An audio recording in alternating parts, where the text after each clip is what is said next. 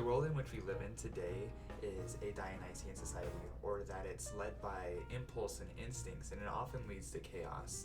While because of this, when we look at Apollonian works of art, or those that are led by logic and reason, they can seem rather passé. But today we are going to look at one of these Apollonian artists, who is Nicolas Poussin. Nicolas Poussin was born in 1594 in Normandy, France, and he is the leading Baroque figure of France.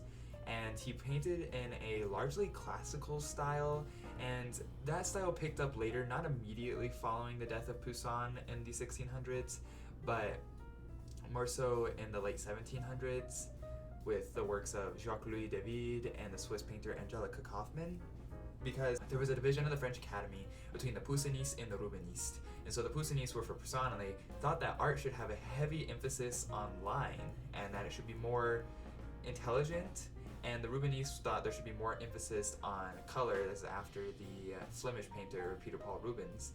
And initially the Rubenistes, they won the day, but I find that kind of funny. One of the reasons that they argued that color was more important was because it could appeal more to the masses, that more people could understand it. But then again, when you look at the art from that period, in the Rococo period, most of the art from that period depicts aristocratic life. But following that, you get the neoclassical works like David and Kauffmann. During much of Poussin's career, he was in Rome, and he was really infatuated with the classics, and that's why he paints in a more classical style. So today I wanted to look at just 4 pieces of art by Poussin and try to give you guys more of a feel for him, and hopefully you can create an opinion of him yourself. I really like him. I only heard about him like a month ago, oddly enough. I was actually really surprised that for some reason I had not heard of him, and I had heard of all these other Baroque artists. But the first one that we're going to look at is the Eucharist, and this is the second version of this painting. It was painted in 1649, and the reason I want to start with this one is because it shows his Christian influence. Poussin was a Christian himself, and as he was a Frenchman and he also painted in Rome, the Italians and the French were Catholic. I mean, the Counter-Reformation and the Reformation itself were in full swing, and so when you look at works from the north, in Germany and the Netherlands and Belgium and such, they often don't have religious themes. They're more genre scenes, but you see it more frequently in France and Italy because they're still Catholics. And the Protestants, they thought that the Catholics had been worshiping images that they were painting with religious things, so they just kind of avoided it. And you see this with Eucharist. This is the second version of the painting again. And I like this one because it kind of varies from the Leonardo da Vinci's Last Supper. It's essentially the Last Supper, and it feels very Baroque. You get that Baroque feel largely because of the stark contrast between the light and the shadow. There's only the one source of light, but it's very dark. I mean, the faces of the apostles around the table are illuminated, especially with Christ in the background and John the Beloved and St. Peter next to him.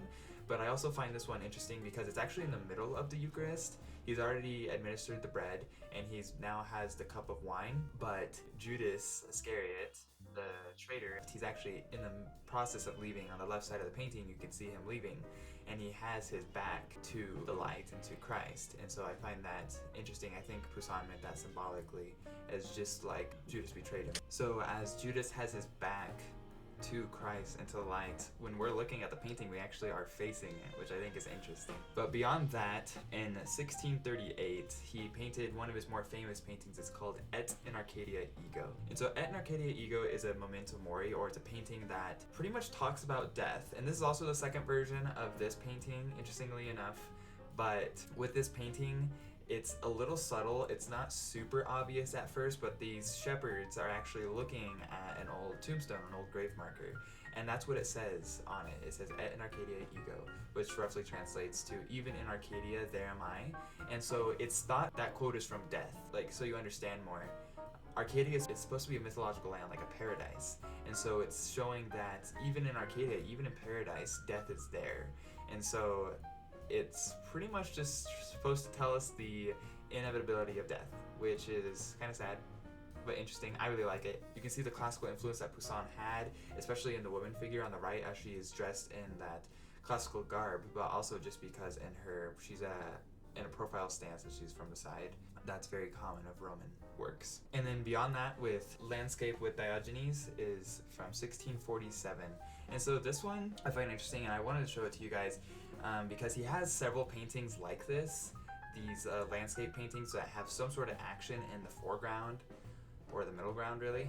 And this one, he calls it a landscape, but actually has a lot of buildings, surprisingly, as there's a building in the background near the middle.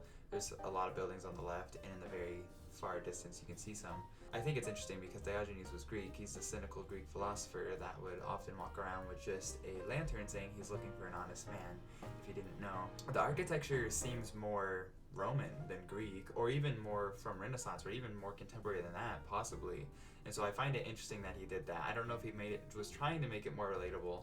I know that many artists do that. The story itself I find also really interesting, and that's that Diogenes is the one standing in the foreground, and he sees this man drinking water by just cupping it in his hands from the stream.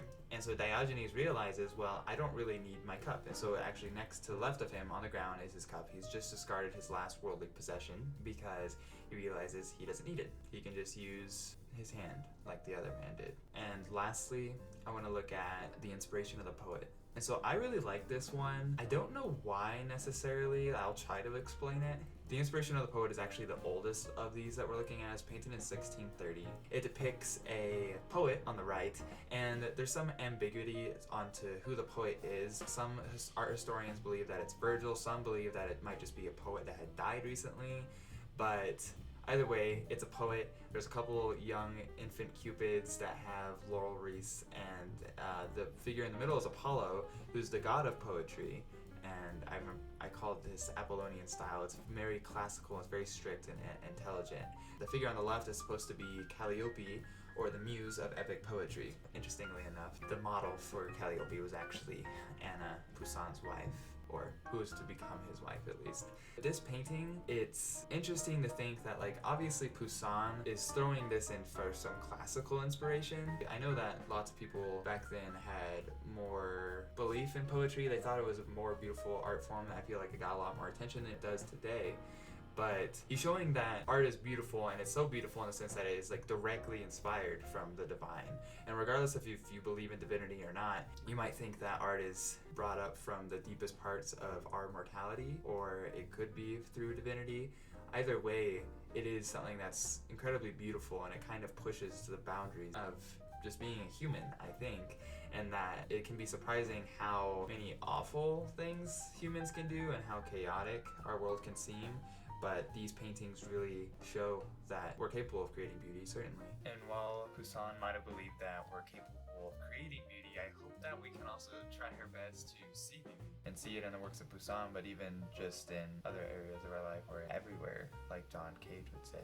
That's pretty much all I have for today. Next week, we're gonna go over The Mayor of Casterbridge, a novel by Thomas Hardy, and so we'll dive into our first work of literature, and I hope you guys are ready for that. I'm excited. I really enjoyed the book. I really appreciate you guys watching, and if you enjoyed the video, please feel free to like or subscribe. Either way, I really appreciate it. But thank you, and I'll see you guys next time.